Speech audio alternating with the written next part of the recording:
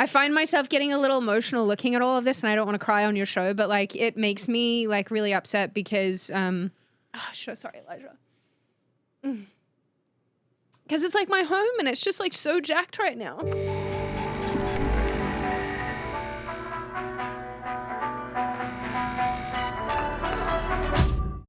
There will be no removal of masks to consume alcohol outdoors. So you will no longer be able to remove your mask to drink a cocktail at a pop-up beer garden on a footpath as part of a pub crawl. I try not to get angry because I want to yell and I want to swear a lot when I come into contact with Daniel Andrews is without question the worst freaking leader in the entirety of of Australia, basically. And what's so remarkable, people need to be aware of this, is how closely aligned he is with the CCP. He has a very strong relationship to the Communist Party. Can we talk about the cops in Australia too for a second here? Because I've historically always been very pro-police. And I continue to be very pro-good police in the sense that, you know, if you're a good cop to me, I'm going to be a good citizen to you. A good department too. Yes, if it's exactly. a good city and a good leadership, police can be a real good force for the right things. I don't know if you have any videos of this like on hand, but Australian police are so revolting towards the citizens at present. Even yesterday, and I hope you'll let me read this. I got this message from a friend of mine who's a journalist in Australia. I'll read it for you real quick. And this blows my mind, but it's completely unsurprising to me. Out of nowhere, he says to me, police just came to my place and served me a public safety order. Get this, if I go within 5 kilometers, which is about 3 miles, of Victoria Park on Saturday, which is an area in, I believe he lives in Sydney at this point, from 9 a.m. to 5 p.m., I will be put in prison for 5 years. So this is a friend of mine saying that if he goes within 5 kilometers of this particular area, he can be imprisoned. He's not like a pedo or something like that. Nope, he's a journalist. And then he says, please, can you keep this quiet for now? Just because he obviously doesn't want to, be messed up by it. And he said, but this is journalism in Australia in 2021, and then sent me a picture of the order. Now, for people who don't know, there's another journalist in Australia called Avi Yemeni, who's a good friend of mine, good friend of Elijah's too, great guy, works for Rebel News. He has been super abused by the police as well in Australia just for simply doing his job. Now, he has press credentials from, I believe from the government actually, to be covering protests and this, that, and the other during the pandemic, and yet they have attacked his staff, they've attacked his security guards, they've attacked him. These, just a journalist that I know is being told that he can't go within 5 kilometers of a particular area. Police officers in Australia, what in the living hell are you doing? Where is your allegiance to the citizenry that actually funds you? Look at this. The New South Wales Police Force verified account. Police are aware of unauthorized protest activities planned for this weekend. Do not attend. They always have that. Do not. Public safety is our first priority, and you will be fined or arrested if you turn up. It is now illegal to protest the government. Yes. They've made it illegal to protest the government in Australia. So people think and that... the cops are complicit. The cops are complicit. Have you seen those interviews from the firemen talking about, like, dude, what happened? You guys were people... We've pulled people out of cars together. We've taken people off nooses, off trees, saved lives, people from jumping off bridges. Yes. And now you're working to imprison your own population. Talk about the Taliban. Like, why do liberating...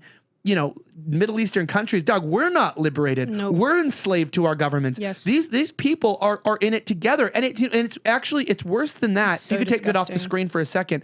It's not just that. I want to give a shout out to my other South Australian people. Listen to this.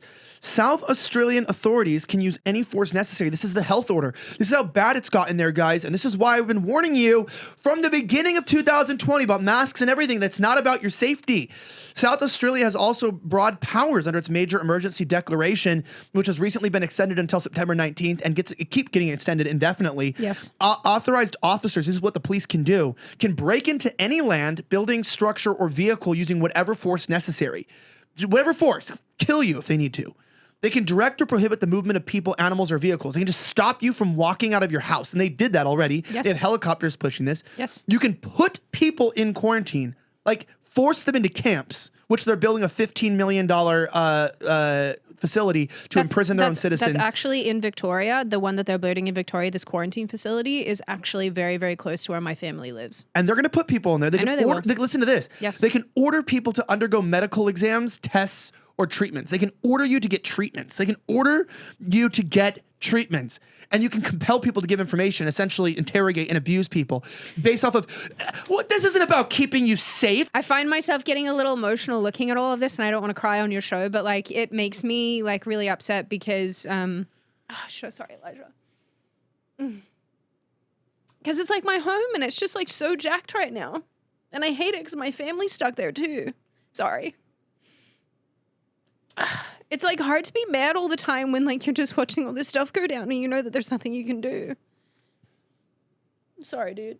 Dude, I've had family members call me from there as well, on the brink of tears, explaining that, you know, I have a family member who's a service veteran, right? And he is just distraught because obviously we went from caring about our veterans' mental health and their safety to him. You know, one of the things that he just enjoys is riding his motorbike. He lives in the sticks. He lives in the bush. Yeah. And they're telling him that it's illegal for him to ride his motorbike out in the woods. Well, it's illegal because he's a health threat as well, that he'll get fined, he get arrested for riding his motorbike. And that's like, what about our veterans having healthy outlets? And to hear someone in my family calling me saying that they're just heartbroken because their one outlet to keep them stable mentally is being robbed of them because they're a health threat for riding a motorbike in the woods. What the hell is that? Yeah, I know. I mean, even I think about a lot of these people that are stuck in like rural Victoria or rural New South Wales, or just rural Australia in general, that are being subjected to these ridiculous orders where they can't, you know, go within, again, like 5 kilometers of their house. It's just absurd. My family live in the country and it's a similar thing.